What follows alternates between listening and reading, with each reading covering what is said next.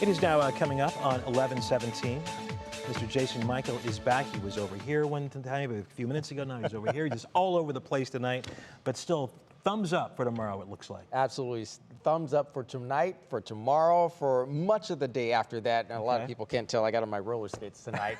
We're doing a lot here. He really is everywhere. He's been all over the place. I'm trying to be. We got to cover a lot of counties here in Northeast Ohio. But in full throat, in full scope, there will be a very, very nice to the start of the weekend here for Northeast Ohio. Let's go outside right now. You can see I-90 and I-75. I was actually coming back into the city as the Guardians were showing off their fireworks tonight after the game over there at Progressive Field. It was a beautiful display, and conditions out there have also been performing quite well as well. You can see there are low 70s right now, dew point temperatures hanging on to the low 60s right now. So there's just a skosh, as I like to say, of humidity in the air right now. We do still have this air quality alert in effect through about midnight tonight. I think we'll likely squeeze out a little bit of haze tomorrow. We're still going to have that trough overhead across Northeast Ohio. As you can see there, that stationary boundary from that front that moved through earlier this morning, it is now just kind of slowed its progression. So it's just kind of hanging out on the southern tier of the state right now. And I think what we'll likely do is just pull in just a little bit of haze, and maybe you'll be able to smell a little bit of the wildfire smoke coming out of Canada.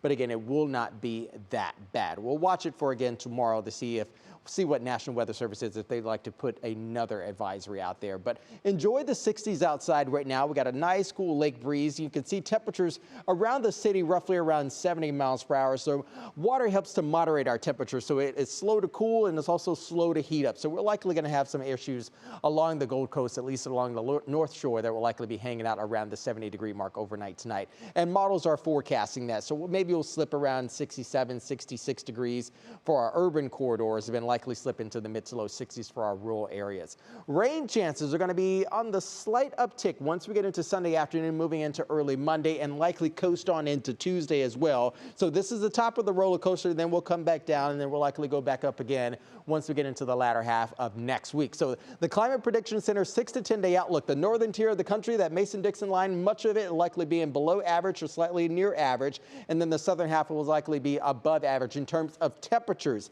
As a result, we're also pulling a little bit of rain weather. You can see there for our northern areas stretching from Montana all the way over through New England. So that is a 6 to 10 day outlook. But the bigger picture will show that we keep that trough across the, let's say, Northeast Ohio, but also much of the Midwest, Mid-Atlantic, and also the Northeast and New England states. So anything that's going to be riding that ridge coming over out of the Four Corners region will likely just coast right on into the upper plains and Midwest, and then eventually move into the Mid-Atlantic and also the Northeast.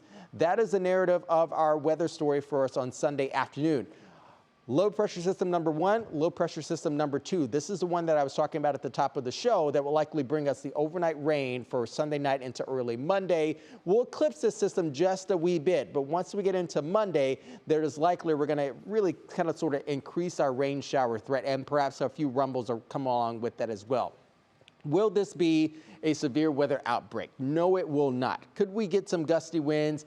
Obviously, some moderate to heavy rainfall. That is a higher probability, more so than a tornado risk will be for us on Monday. That'll carry us through again to early Tuesday, maybe a little bit of isolated showers into early Tuesday afternoon. We'll dry things out for Wednesday, but then we have another system that's going to be firing out of the Mid-Atlantic, or excuse me, the Tennessee River Valley area, and that'll pull in some wet weather once we get into Thursday, heading in towards Friday. So we'll turn the faucet on, and then we'll turn it off, and then we'll lightly turn it back on again. But in short order, your next 24 hours are going to be relatively stable. We make it into tomorrow afternoon, roughly around 80 degrees into the overnight. A few clouds lingering through on Saturday night into early Sunday, and then we'll work in some isolated pops here and there on Sunday afternoon. But again, all in all, not that bad. Here's that Unihome Mortgage 10 as we package it up for you on this Friday night. Again, low 80s expected on Sunday. We'll coast around 80 degrees with thunderstorms likely on Monday. Few lingering showers on Tuesday. We pop back above the surface. We turn that faucet off, and then we kind of coast into the end of the weekend, roughly around the low 80-degree mark. And I think next week, again, Russ, not going to be that bad.